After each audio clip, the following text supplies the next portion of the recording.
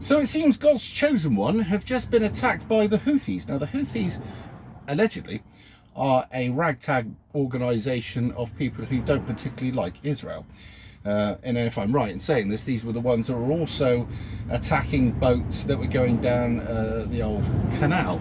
However, Israel has boasted for many years that it has this protective dome where nothing could get through, but it seems that actually this missile went straight through with no problem.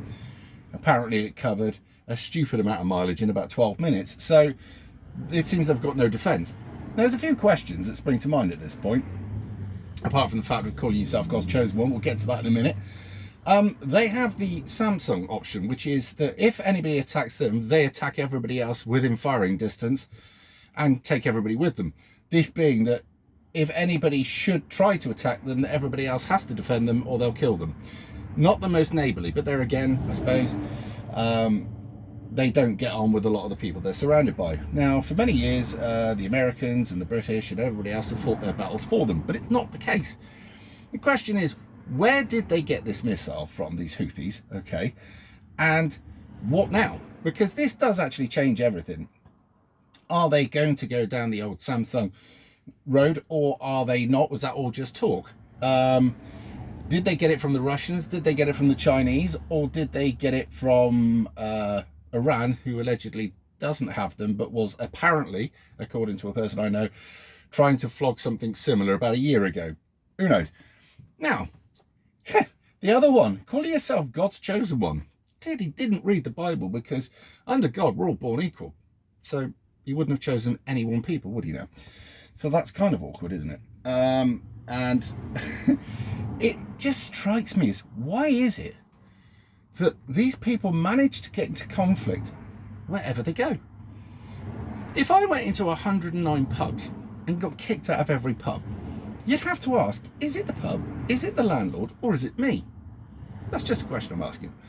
But anyway, this has changed everything. Now, I'm happy to say that nobody got hurt, apparently, in this attack. And that's a good thing, because whether I particularly get along with the people or don't get along with the people, or believe in their politics or don't believe in their politics, or whatever, you get the idea.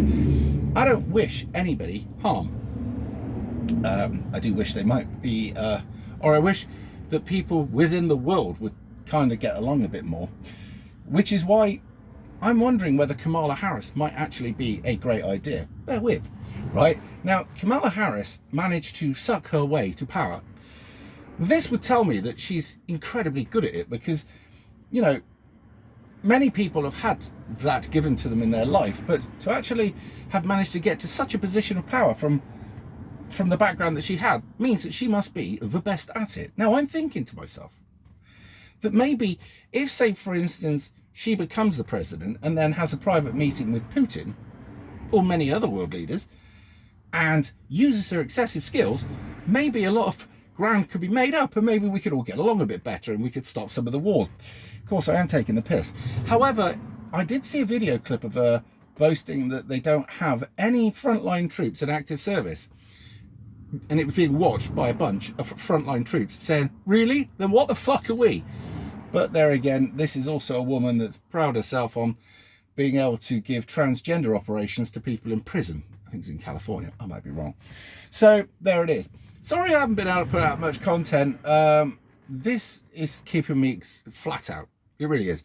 I'm driving different vehicles, doing different jobs. And I mean different. Yesterday I was loading with a hook loader off compactor bins, which I've never done before. Today I'm driving a grab lorry, a clamshell grab tipper, which we just had to repair.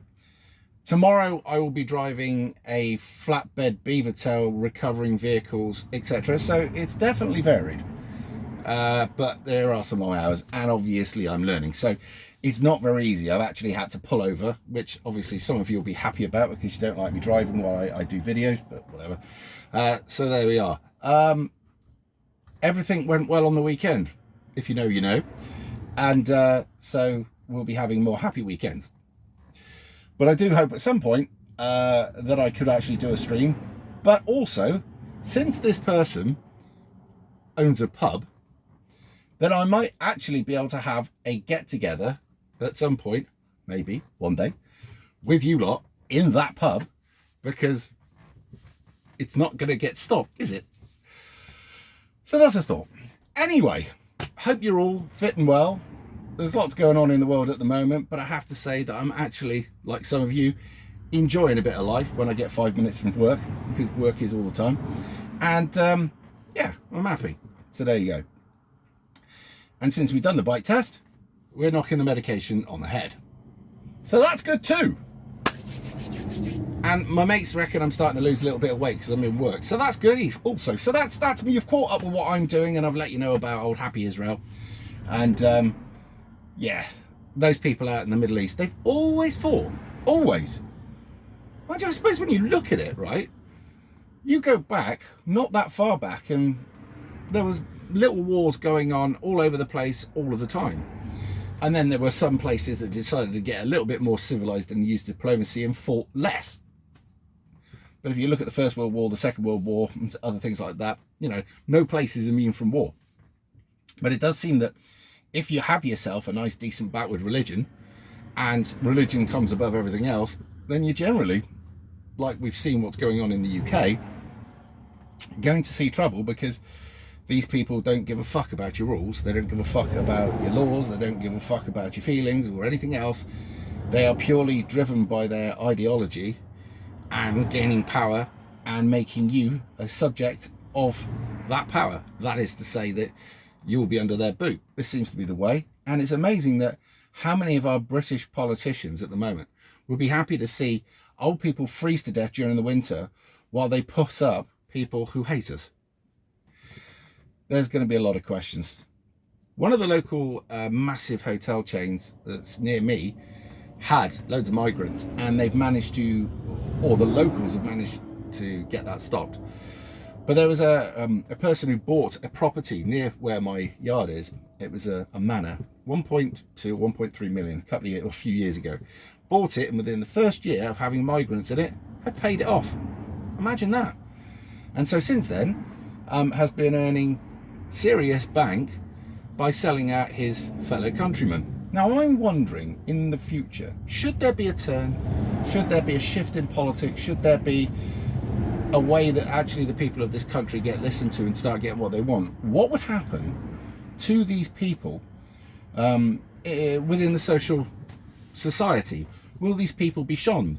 Will people take matters into their own hands and do things that have been done in the past before? There's all questions that I'd love to know the answer to, but there it is. Anyway, I'm going to get on, and I'm hoping you're all okay, and I will see you in a bit.